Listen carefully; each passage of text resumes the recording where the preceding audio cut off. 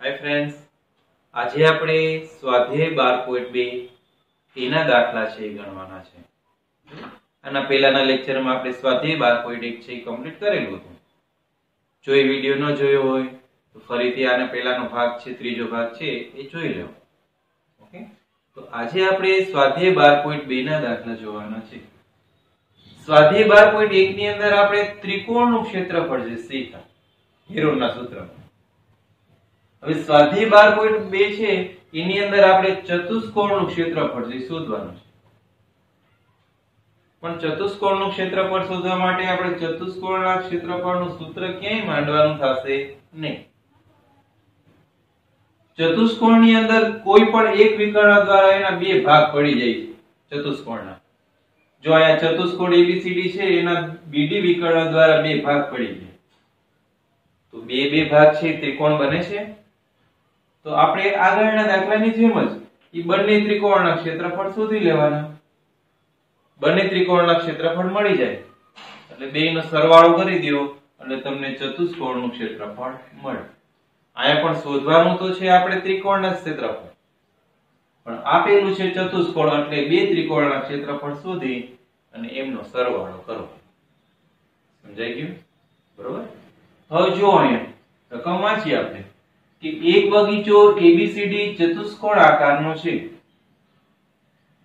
જ્યાં ખૂણો C બરાબર 90 અંશ, એટલે કે અહીંયા જે ખૂણો આપેલો છે એ 90 અંશનો છે, એટલે કે એનાથી જે ત્રિકોણ આ બને છે એ ત્રિકોણ કાટકોણ ત્રિકોણ છે। આગળ AB બરાબર 9 મીટર, BC બરાબર 12 મીટર, CD બરાબર 5 મીટર અને AD બરાબર 8 મીટર છે। તો ઘેરાયેલા ભાગનું ક્ષેત્રફળ શોધો, એટલે કે અહીંયા તમારે ચતુષ્કોણનું ક્ષેત્રફળ શોધવાનું છે। તો આપણે વારાફરતી ક્રમશઃ બંને ત્રિકોણના ક્ષેત્રફળ શોધી લઈએ।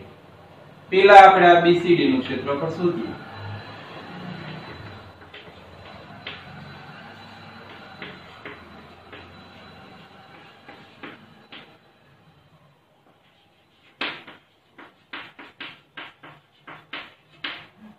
મિત્રો BCD છે એ કાટકોણ ત્રિકોણ છે।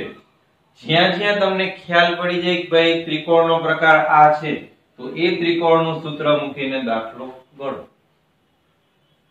બરોબર છે? તો આ ત્રિકોણ છે એ કાટકોણ ત્રિકોણ છે, તો કાટકોણ ત્રિકોણમાં આપણે કાટકોણ ત્રિકોણના ક્ષેત્રફળનું સૂત્ર મૂકી અને દાખલો ગણશું।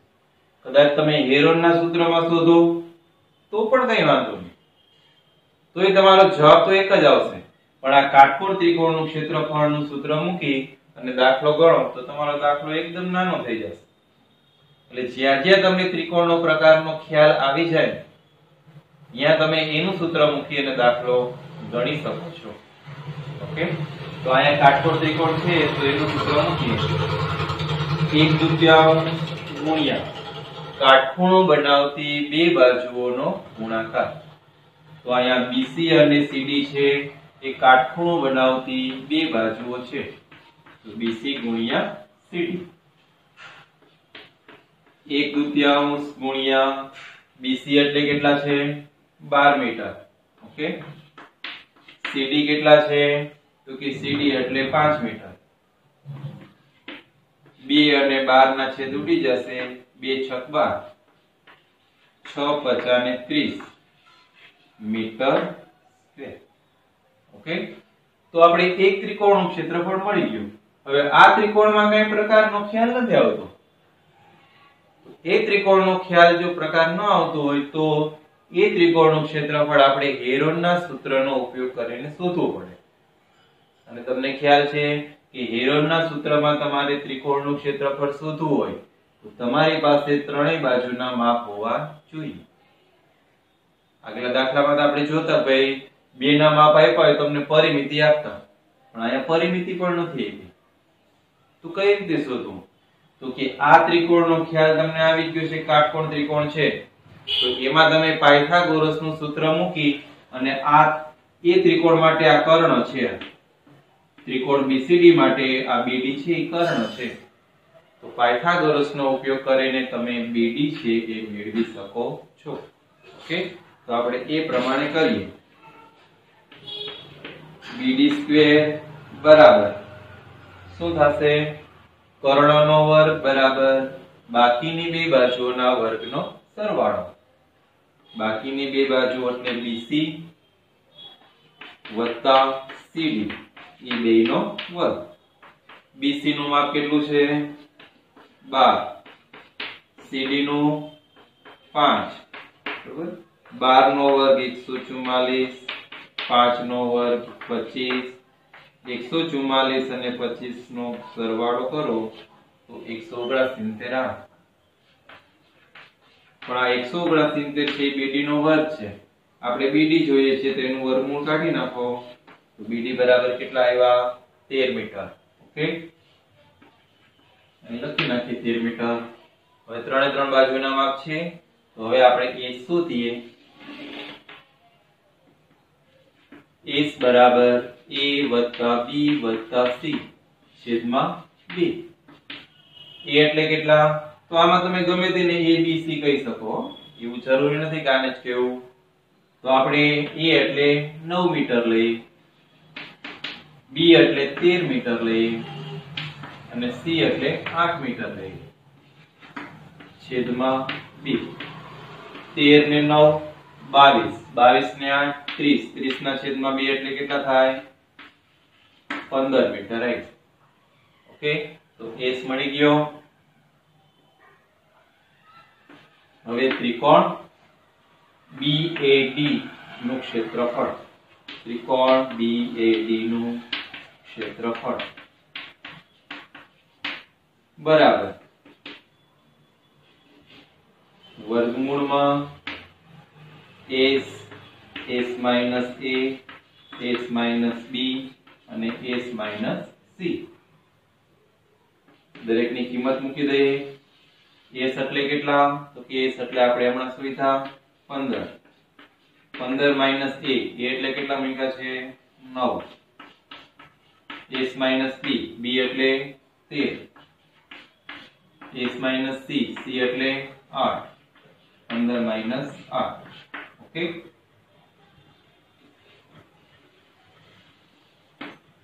પંદર ગુણ્યા 15 માંથી 9 જાય તો 6 ગુણ્યા 15 માંથી 13 જાય તો 2 ગુણ્યા 15 માંથી 8 જાય તો 7.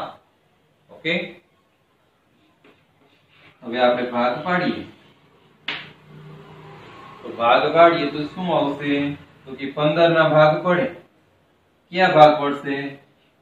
3 × 15. ઓકે, 6 ના ભાગ કે 3 ગુણ્યા 2. આ 2 ના ભાગ નો પડે, આ 7 ના ભાગ નો પડે, એમ નંબર રાખો કારણ કે એ અવિભાજ્ય સંખ્યા છે. હવે 3 3 ની જોડી બની ગઈ. 3 નો વર્ગ. 5 ની જોડી નથી બનતી. આ 2 ની જોડી પણ બની ગઈ. 2 નો વર્ગ. આ 5 ની જોડી નથી બનતી, 7 ની જોડી પણ નથી બનતી, તો 2 નો ગુણાકાર કરી નાખવાનો. 5 × 35. ચાલો, વર્ગ વર્ગમૂળ ઉડી જશે એટલે આવશે 3 ગુણ્યા 2 ગુણ્યા વર્ગમૂળમાં 35. 3 દુ 6, 6 વર્ગમૂળમાં 35 મીટર સ્ક્વેર. મળી ગયા બંનેના ક્ષેત્રફળ. BCD આનું ક્ષેત્રફળ મળ્યું તમને 30 મીટર સ્ક્વેર. આનું ક્ષેત્રફળ મળ્યું તમને 6 વર્ગમૂળમાં 35 મીટર સ્ક્વેર. ઓકે, બંનેના ક્ષેત્રફળ મળી ગયા તો હવે ચતુષ્કોણનું ક્ષેત્રફળ મળી જાય. બેયનો સરવાળો કરી દો. લખીએ ચતુષ્કોણ ABCD નું ક્ષેત્રફળ. મારે જગ્યા નથી એટલે હું અહીં થોડું આકડમાં કરું છું દાખલો. ત્રિકોણ BCD નું ક્ષેત્રફળ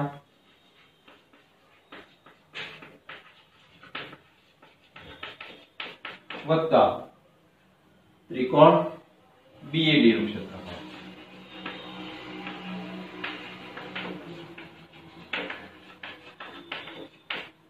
રોજ બેયનો સરવાળો કરવાનો.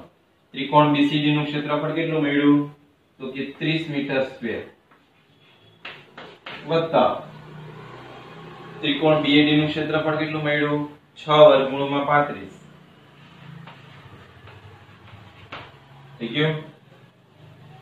હવે આ બેનો સરવાળો શક્ય નથી, તો સરવાળો શક્ય ન હોય તો સરવાળો નહીં કરવાનો, પણ પાછળ જવાબ જોશો તો કદાચ આ નહીં આપ્યો હોય તો કેમ ન થાય? બધું કે આ બે માંથી 6 સામાન્ય નીકળે છે તે કાઢી લઈએ, કદાચ ન કાઢો તોય ચાલે, છેલ્લો જવાબ આ પણ કહેવાય, બરોબર? પણ આપણે પાછળ ડાયરેક્ટ સરખામણી કરવી હોય તો સામાન્ય કાઢો, 5 વત્તા વર્ગમૂળમાં 35 મીટર સ્ક્વેર. Okay, complete. તો આપણે એના પછીનો નેક્સ્ટ બીજો દાખલો છે જોઈએ. ઓકે,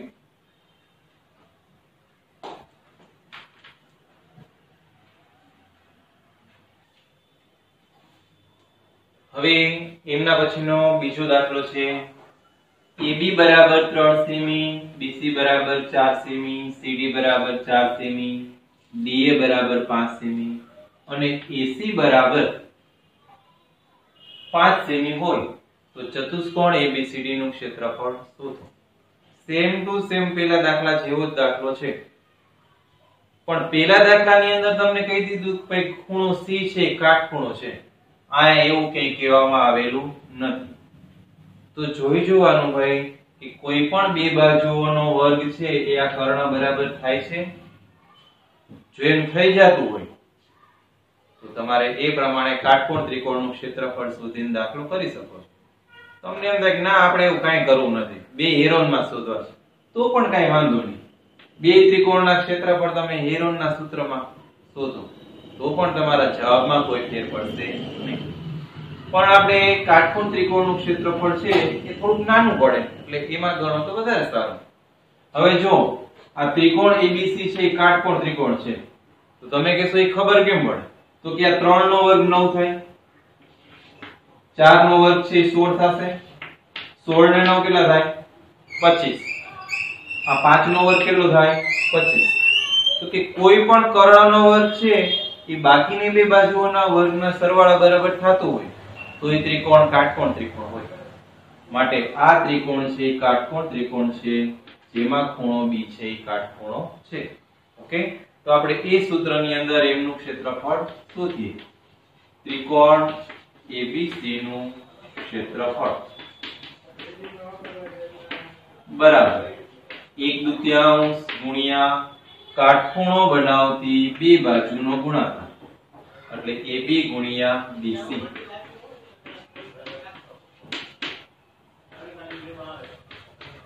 1/2 ગુણ્યા AB, AB એટલે 3 અને BC એટલે 4. 2 તેરી 6, સોરી 2 દુ 4 છે તૂટી જશે એટલે વધશે 3 ગુણ્યા 2, 6 સેમી સ્ક્વેર. ઓકે, તો આ એક ત્રિકોણનું ક્ષેત્રફળ મળી ગયું. તમારે આટલું જ કરવાનું છે. ઓલું હેરોનનું સૂત્ર છે થોડુંક મોટું પડે, બરોબર? એટલે શક્ય હોય તો એવું કરવાનું. હવે આ બીજા ત્રિકોણ ADC નું ક્ષેત્રફળ શોધીએ. બરોબર, ત્રિકોણ ADC માટે પહેલા આપણે S શોધવો પડશે. તો પહેલા આપણે S શોધી લઈએ. S બરાબર A વત્તા B વત્તા C છેદમાં 2. A એટલે કેટલા? તો K એટલે 5 લઈ લ્યો, B એટલે 4 લઈ લ્યો, C એટલે 5 લઈ લ્યો. A એટલે 5, B એટલે 4 અને C એટલે 5 છેદમાં 2. 5 ને 5 10, 10 ને 4 14, 14 ના છેદમાં 2 એટલે 7. ઓકે, તો તમારા ત્રિકોણ ADC માટે S તમને મળ્યો 7 સેમી. હવે ક્ષેત્રફળ શોધી લઈએ.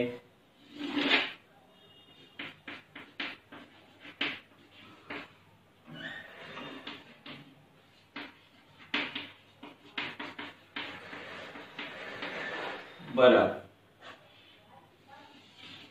વર્ગમૂળની અંદર S, S minus A, S minus B, S minus C. S એટલે 7, બરોબર? આપણે 7 હમણાં શોધ્યા. પછી S minus A, A એટલે કેટલા લીધા છે? 5. 7 minus 5, 7 માઇનસ b એટલે 4, 7 માઇનસ c એટલે 5. ઓકે, 7 ના 7 ગુણ્યા 7 માંથી 5 જાય તો 2, 7 માંથી 4 જાય તો 3, 7 માંથી 5 જાય તો 2. ઓકે, હવે આયા કોઈ ભાગ પાડવાની પણ જરૂર પડશે નહીં. બબે ની જોડી બની ગઈ છે. 7 ના ભાગ ન પડે, અવિભાજ્ય સંખ્યા છે. 3 ના ભાગ ન પડે, અવિભાજ્ય સંખ્યા છે. ઓકે, માત્ર 2 નો વર્ગ થશે. 7 અને 3 નો ગુણાકાર કરી નાખો 21.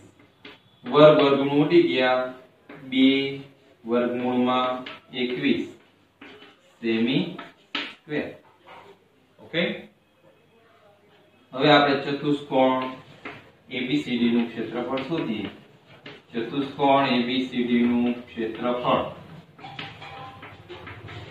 બરાબર શું લખશું? ત્રિકોણ ABC નું ક્ષેત્રફળ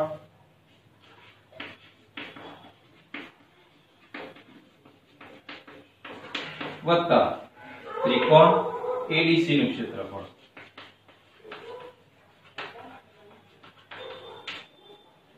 બરાબર, ABC નું ક્ષેત્રફળ કેટલું છે? 6 સેમી સ્ક્વેર. તો અહીંયા લખીએ 6 સેમી સ્ક્વેર. 6 લખો સેમી સ્ક્વેર છે. પ્લસ ADC નું ક્ષેત્રફળ કેટલું આવ્યું? તો કે 2 વર્ગમૂળમાં 21. 2 વર્ગમૂળમાં 21. ઓકે, હવે તો કે આ આપણો છેલ્લો જવાબ. આ બેનો સરવાળો શક્ય નથી, પણ બેયમાંથી સામાન્ય છે નીકળે છે. સામાન્ય છે 2 નીકળે એટલે અહીંયા વધશે 3 વત્તા વર્ગમૂળમાં 2 સેમી સ્ક્વેર. ઓકે, તો અહીંયા આપણો બીજો પ્રશ્ન છે પૂરો થાય છે. અહીંયા આપણો બીજો પ્રશ્ન પૂરો થાય છે અને આજનો લેક્ચર છે પણ અહીંયા પૂરો કરીએ છીએ. હવે પછીના નેક્સ્ટ લેક્ચરની અંદર ચોથો અને પાંચમો દાખલો છે આપણે ગણશું. Okay, thank you.